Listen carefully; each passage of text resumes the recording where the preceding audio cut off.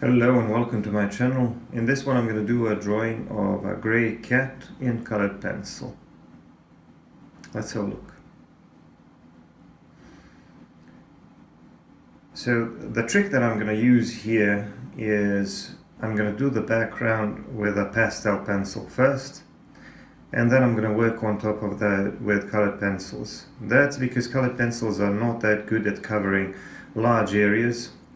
And they also create a lot of lines and a lot of texture that can be difficult to blend in. So I'm going to use this orangey, dull orangey pastel pencil, and I'm going to cover a part of the background, spray that with a fixative, and then work on top of that with a colored pencil. The surface I'm working on is a 1000 grit sandpaper. I chose to use 1000 grit sandpaper because it's a textured surface that will allow me to layer multiple colors and to work both from dark to light and from light to dark. So now I'm starting to work on the main subject, and as you can see I've already smoothed out a part of the background and I worked on top of it a little bit with colored pencils, but I'm going to do some more work a bit later. Right now I'm moving on with the main subject.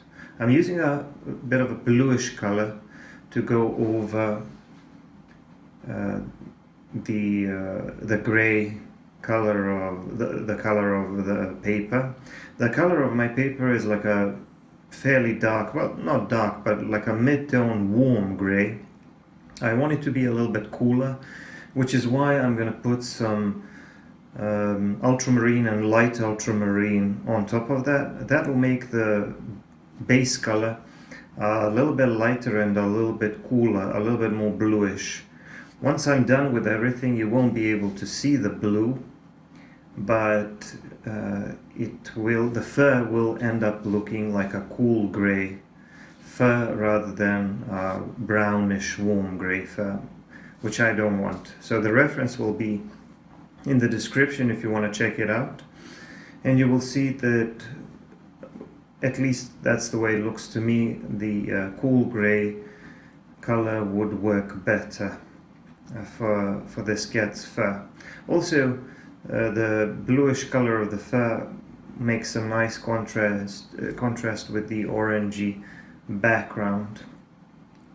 If you look at the background in the reference, you will see that the cat is lying on a bed covered with some sheets, and there are some folds in those sheets. I'm going to simplify that a little bit, maybe include some of the largest folds and some of the shadows around the cat. But other than that, I will simplify the background, and I also don't mind if the color of the background is a little bit duller. The color of the background that I'm creating is going to be influenced by the background color of the paper. But that's okay, you know, it doesn't have to be exactly the same. What I am going to be focusing on is the cat itself.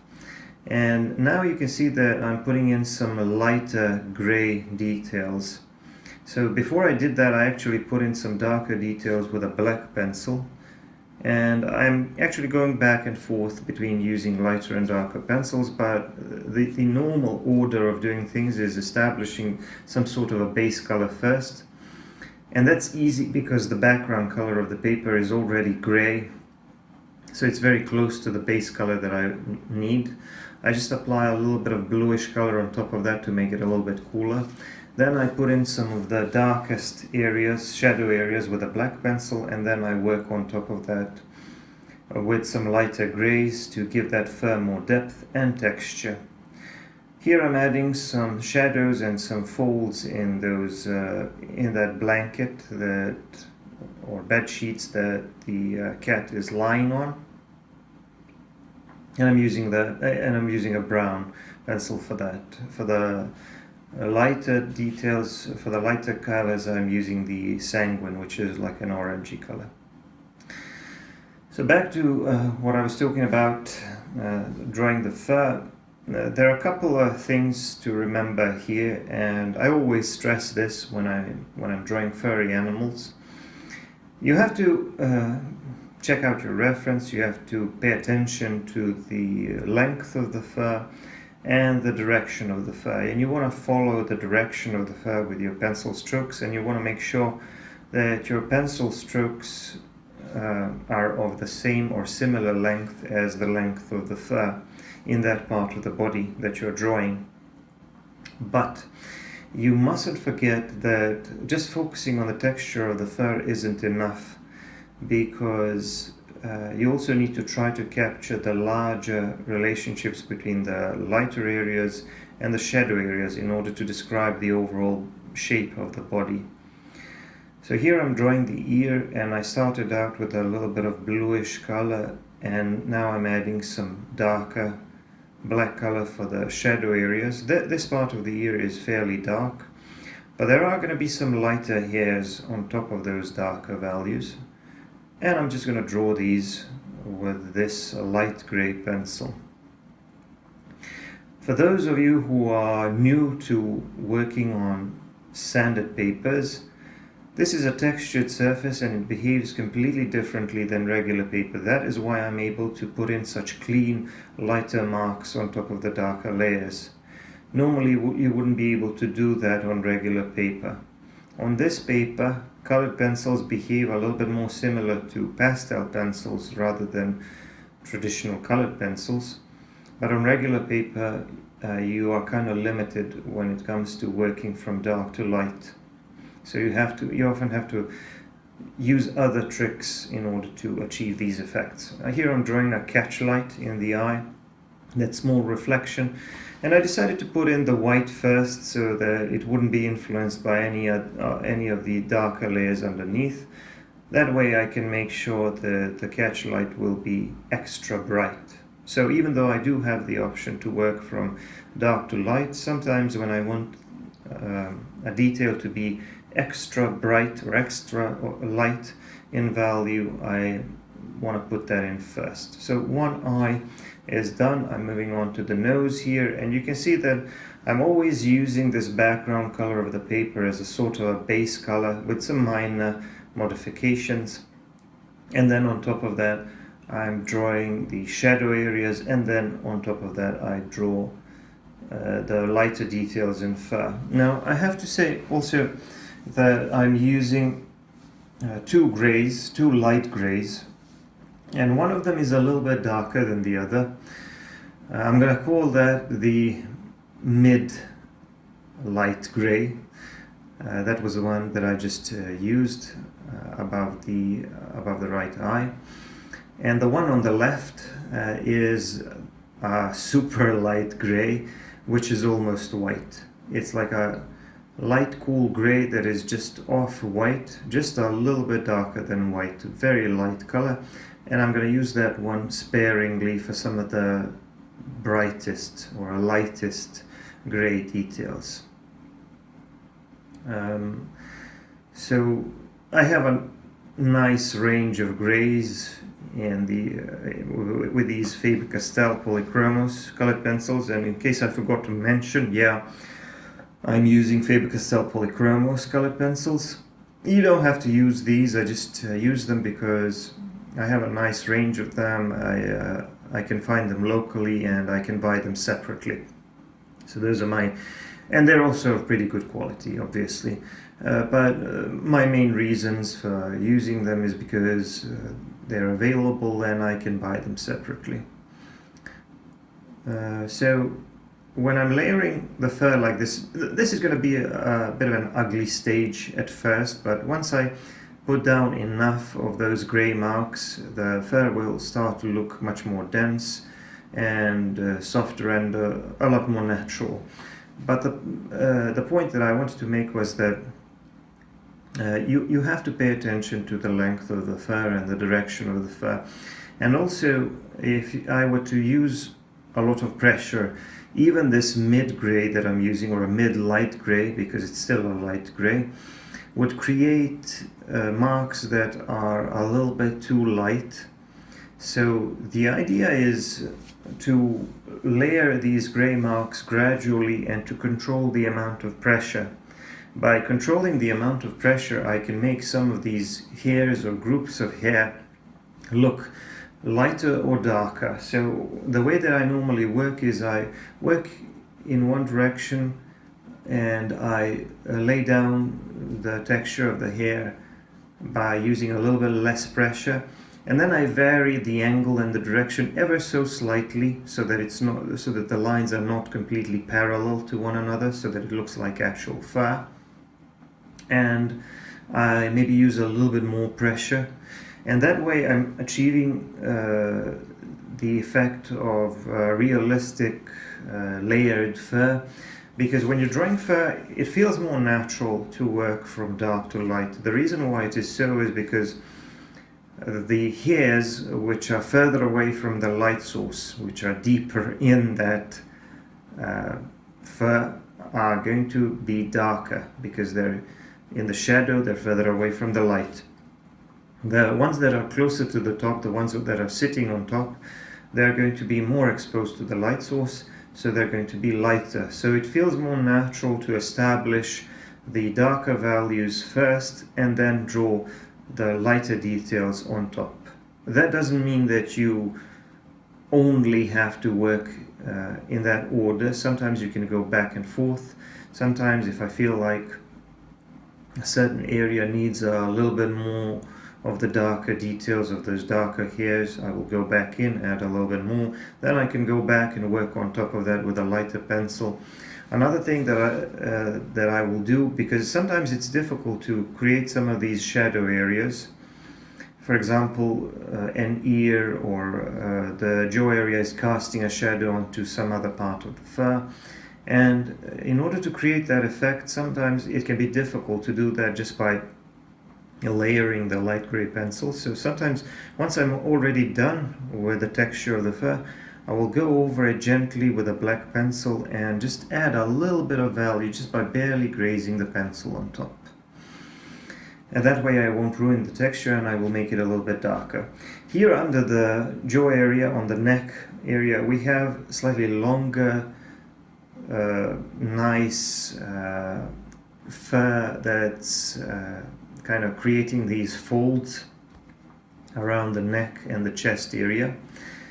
And it's important for me to put in those darker details first so that I could establish the shadow areas between those folds or those creases in the fur. And then I will work on top of that with lighter grays. One of the things that you'll see is that I'm kind of progressing by working segment by segment. And that's the way that I normally like to approach things when I draw just about anything, because even though my drawings are kind of detailed, I think of myself as a slightly impatient person, and there are parts of the drawing process which can be a little bit ugly or a little bit messy, and that's a little bit frustrating. And in order to deal with that more easily, I like to work segment by segment. That way you have that satisfaction of having done one part of the drawing really well and then moving on to the next one. Now the other way to approach things is to block in everything first, but that way of doing things is a little bit messier, and also it can be a little bit frustrating if you're impatient, because the ugly phase is going to last much longer. And this way I can just focus on one segment, for example the leg on the left, and I block that in. I establish some of the base values, some of the larger shadows, and then I work on the details. Then I move on to the head. I focus on one ear and then block in that with some of the larger shadows, and then I work on the details. So by moving from segment to segment, the drawing process is less frustrating and less exhausting to me, and it's more fun, or at least I feel that it is for me. So different people will have a slightly different approach. Sometimes artists will want to block in the whole thing and establish all of the larger areas or larger relationships first. That can also be done, and yeah, I've done that sometimes as well, but With these very detailed drawings where there's lots of small details like the hairs and stuff, I will want to work segment by segment. Now you can see how I'm moving on to the chest and the belly area and just going over it lightly with a layer of ultramarine. When the fur is finished, you won't really be able to see the blues, but what you will be able to see hopefully is a slightly cooler gray tone, because the background color, as I've already explained, the color of my sandpaper is warm gray, which has a bit of a brownish or reddish component in it, if you will, and I don't really want that. So by putting in a little bit of blue, I will get the color to look closer to what I want. And the colors that I'm using on top, those grays, they're all cool grays, or both of them are cool grays. I also have warm grays, which are of similar value but a slightly different hue.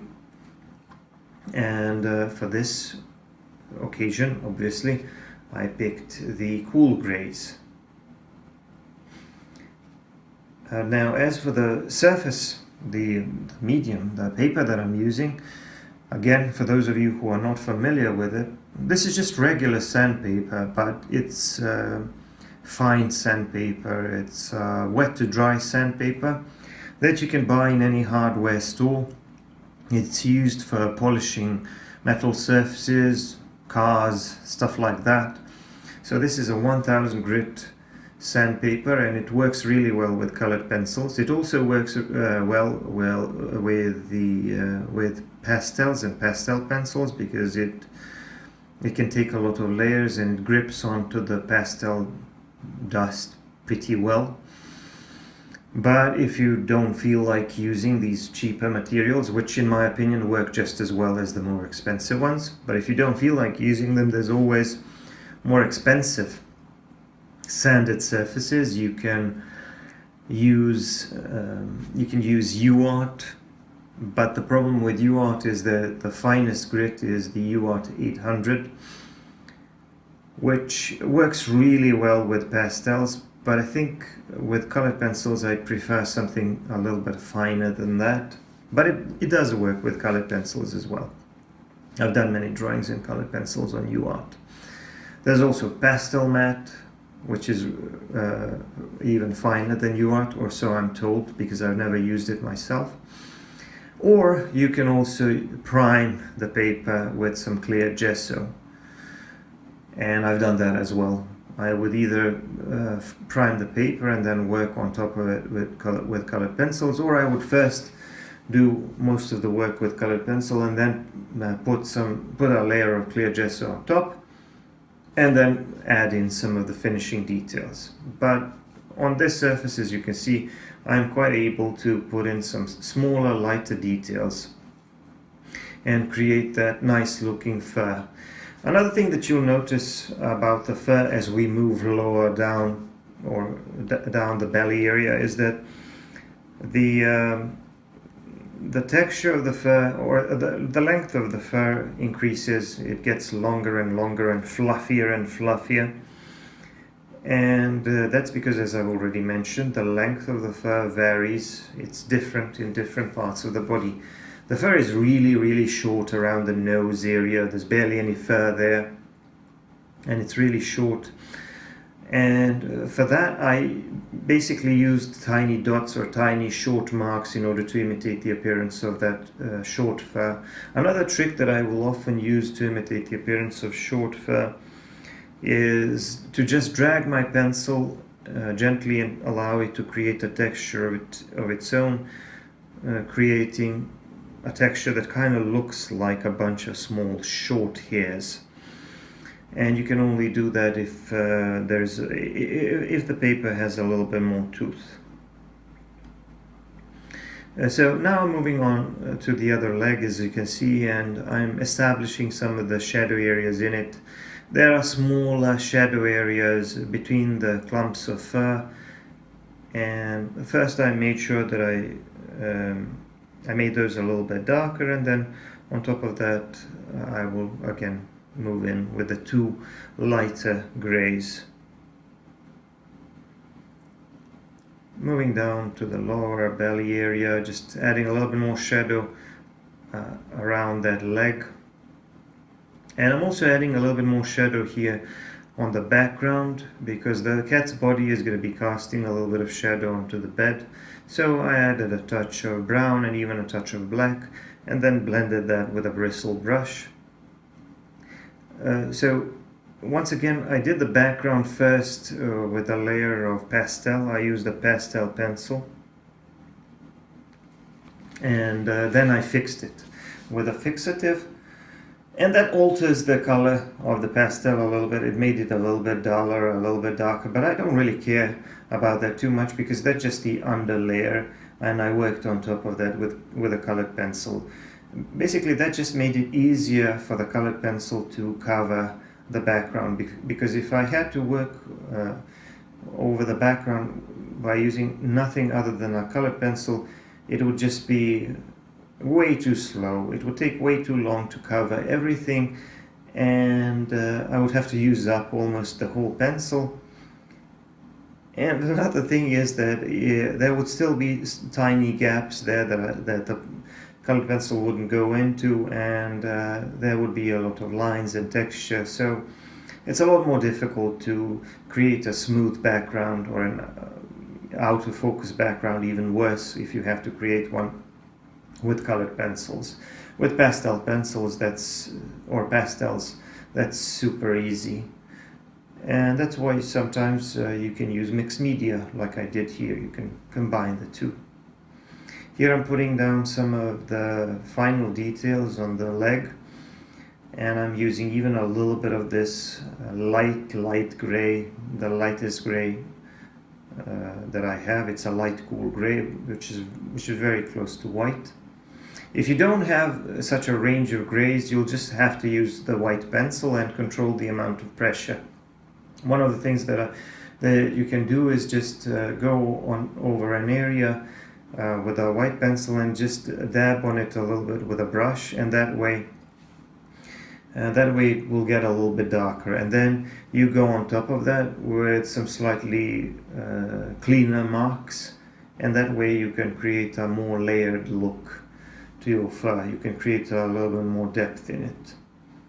But if you have a couple of different grays, it will be obviously easier. I'm doing the rest of the background here. I first applied the pastel pencil, then I fixed it, then it got a little bit ugly, then I applied a little bit of colored pencil, added a little bit more of that vibrant orangey color to it, did a little bit more blending, I added a little bit more shadow around and under the body, and so the background started to look a little bit better. But like I said, if you compare it to the reference photo, I did simplify the background quite a bit, because I wanted to be able to focus on the main subject, and I wanted the viewer to be able to focus on the main subject as well. I'm pretty much finishing the work on the background here, just doing a little bit more refining, adding a little bit more shadow here and there, and adding a little bit more color and blending where necessary.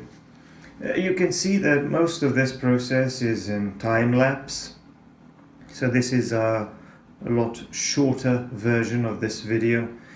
If you want to see full length videos, if you want to see what the drawing process looks like in real time, you should check out my Patreon. I have hundreds upon hundreds of full length narrated videos in different media there. And you can also find a lot more additional content there. So I'm drawing some more folds on that blanket, doing a little bit more layering with a couple of different colored pencils. I used the sanguine, I used a little bit of burnt ochre, I used a little bit of burnt sienna. And now I'm just refining the appearance of the fur on the head, just modifying the whiskers a little bit and some of the edges and things like that. I need clean edges between the main subject and the background, and I also want some of these clumps of fur to stand out nicely against the shadow areas. Adding a little bit more shadow there. And now that the drawing is pretty much done, I'm just going to put my signature here in the bottom right corner. Just clean up the edge here around the ear. Make this a little bit darker. And the drawing is finished. I hope you like the way it turned out. Check out my other videos. Consider subscribing and giving me a like.